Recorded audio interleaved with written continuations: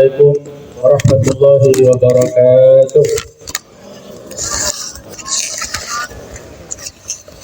Alhamdulillahi wahdah, sadaqa wa'dah, wa nasara 'abdah, wa a'azza jundah, wa hazama al-ahzaba wahdah.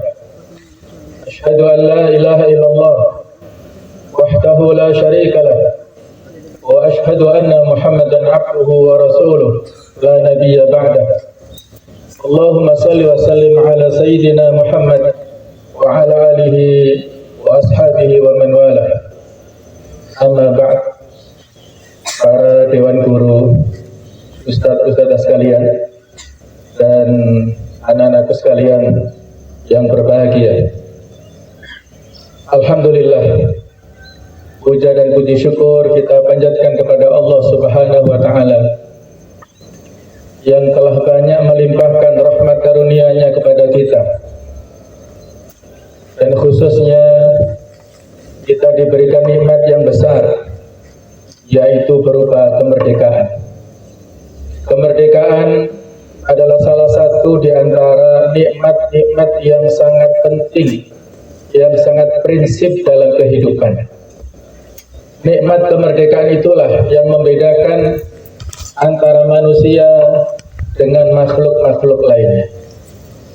Maka marilah kita bersyukur atas nikmat kemerdekaan ini, yang ini adalah merupakan rahmat karunia dari Allah Subhanahu wa ta'ala. Kemudian juga dikarenakan perjuangan yang telah dilakukan oleh para pendahulu kita, para pahlawan yang telah berjuang untuk merebut kemerdekaan, berjuang untuk mempertahankan kemerdekaan. Maka mari kita sampaikan terima kasih kepada mereka semuanya. Rasulullah SAW dalam hadits riwayat Tirmidzi bersabda, "Man lam yashkurin nas, lam yashkurillah." Barang siapa yang tidak pandai bersyukur pada sesama manusia, maka dia tidak bisa bersyukur kepada Allah Subhanahu wa ta'ala. Hadirin para dewan guru dan anak-anakku sekalian rahimakumullah. Pada saat ini bangsa kita merayakan hari kemerdekaannya ke-80. Telah banyak torehan prestasi yang telah kita capai, maka wajib kita bersyukur atas semuanya itu. Dan kita sampaikan terima kasih kepada para pemimpin bangsa kita. Oleh karena itu, kita sebagai pelanjut perjuangan bapak-bapak kita, para pendahulu kita, saat ini marilah kita isi kemerdekaan dengan sebaik-baiknya. Tadi malam saya membaca sebuah flyer yang isinya saya rasa cukup bagus. Nasihat singkat kepada kita yang berbunyi, cintailah agamamu tanpa merusak negaramu, dan cintailah negaramu tanpa mengorbankan agama. Ini nasihat singkat tetapi cukup menyentuh bagi kita semuanya, karena ada upaya-upaya saat ini untuk membenturkan dua kepentingan ini, antara yang agamis dan nasionalis, seolah-olah tidak bertemu. Padahal antara agama dengan bangsa dan negara itu satu kesatuan. Imam Ghazali mengatakan antara agama dan negara itu adalah seperti saudara kembar. Agama sebagai pondasinya dan negara sebagai penjaganya. Suatu bangunan yang tidak ada pondasinya akan runtuh, hancur. Dan suatu bangunan yang tidak ada penjaganya akan lenyap. Maka mari kita mempersatukan, memadukan antara dua kekuatan bangsa kita ini.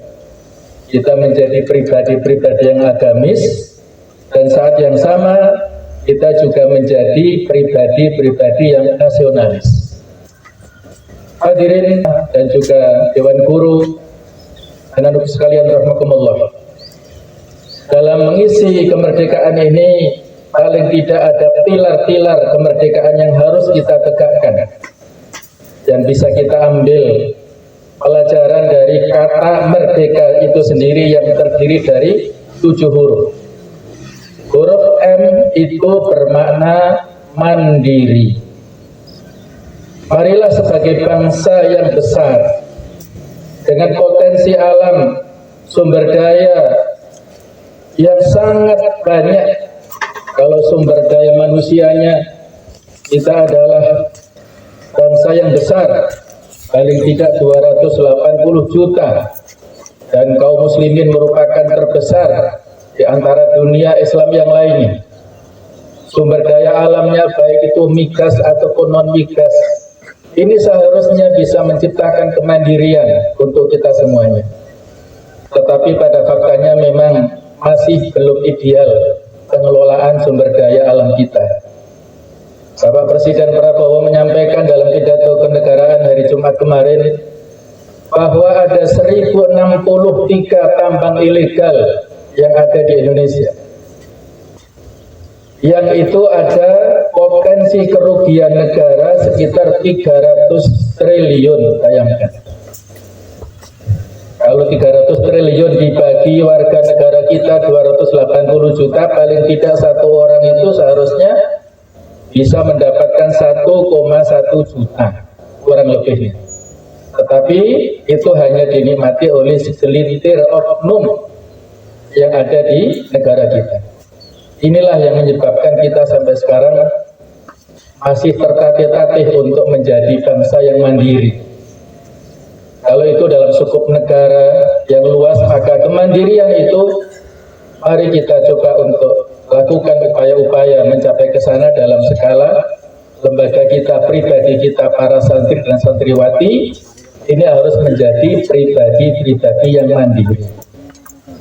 Yang kedua yaitu huruf E yang bisa bermakna empati, memiliki kepedulian. Sebagai anak bangsa, mari kita memiliki kepedulian kepada sesama.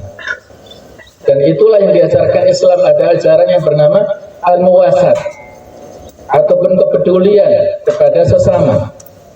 Dalam hal apapun kita memiliki kepedulian, apakah dalam hal ekonominya, dalam hal sosial dan sebagainya. Kalau dalam konsep Islam itu ekonominya adalah likaila yakuna dulatan bainal aghniya'ikum, supaya harta itu tidak hanya berputar di antara orang kaya saja, tapi juga akan berputar kepada para fuqara masakin. Sehingga dalam konsep Islam ada infak, sedekah, zakat, supaya ada perputaran yang merata di antara seluruh elemen bangsa. Inilah merupakan empati, terutama kita saat ini, bangsa Indonesia yang merupakan bangsa yang telah merdeka, dan pada saat yang sama dulu yang pertama-tama mengakui, bahkan sebelum kita merdeka itu didukung oleh Palestina saat itu. Kalau tidak salah pada tanggal 6 September 1944 Palestina sudah memberikan dukungan untuk kemerdekaan negara Indonesia. Maka kalau saat ini saudara kita di sana mengalami penjajahan, ketertindasan dari orang-orang Israel, mari kita berikan dukungan yang terbaik untuk mereka sebagai wujud empati. Yang ketiga adalah huruf R yang bisa bermakna reformasi, al-islah ataupun perbaikan. Mari kita lakukan perbaikan, baik skala yang luas ataupun pribadi-pribadi kita masing-masing. Kita lakukan islahun nafs, perbaikan individu-individu kita yang sudah sama-sama kita pelajari dalam materi pembinaan. Ada 10 karakter pribadi-pribadi mulia, pribadi muslim yang soleh, mulai daripada salimul aqidah sampai mujahidul nafs. Itu mari kita terapkan bersama-sama. Kemudian Huruf yang keempat adalah huruf D. Apa maknanya? Yaitu dedikasi, pengabdian, moral yang baik, keseriusan kita untuk membangun bangsa dan negara kita ini, mendahulukan kepentingan orang lain, kepentingan bersama, bukan untuk kepentingan pribadi-pribadi. Begitu pula di skala kita yang lebih kecil yang di lembaga kita ini, mari kita memiliki dedikasi, mencurahkan potensi yang ada pada kita masing-masing. Apakah kita yang memiliki amanah sebagai guru, sebagai pengasuh, siapapun kita, berdedikasi di lembaga kita untuk beramal sebaik-baiknya. Kemudian yang berikutnya adalah huruf E, yang bisa bermakna edukasi ataupun pendidikan. Pendidikan adalah merupakan pilar bangsa yang penting sekali. Tanpa pendidikan kita menjadi orang-orang yang bodoh, tidak mengenal yang baik dan yang buruk. Maka dengan pendidikanlah kita bisa maju, meraih keberhasilan, kesuksesan.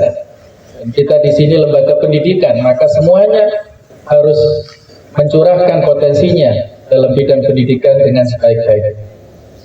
Kemudian yang berikutnya adalah huruf K, yang bisa bermakna kolaborasi, artinya kerjasama, ta'awun. Untuk membangun bangsa yang besar ini tidak bisa sendirian, tidak cukup hanya satu partai politik, satu organisasi kemasyarakatan, tetapi semua elemen anak bangsa itu harus melakukan kerjasama, mencari titik-titik kesamaan, persatuan, ukhuwah watoniyah. Apakah kaitannya dengan kesamaan suku, bangsa, bahasa kita, satu bangsa Indonesia, satu bahasa Indonesia. Maka mari kita upayakan kolaborasi antara semua elemen bangsa. Dan yang terakhir adalah A, adalah adil. Kita ciptakan keadilan.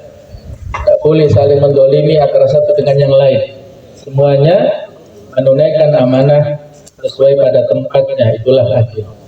Inilah nilai-nilai pilar-pilar kemerdekaan yang harus kita lakukan bersama-sama.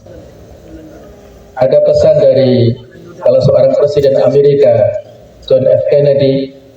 Dia pernah mengatakan, jangan tanyakan apa yang diberikan negara kepadamu, tapi tanyakanlah apa yang bisa kamu berikan untuk negara. Kita tidak hanya menuntut hak, tetapi kita tunaikan kewajiban dengan sebaik-baiknya.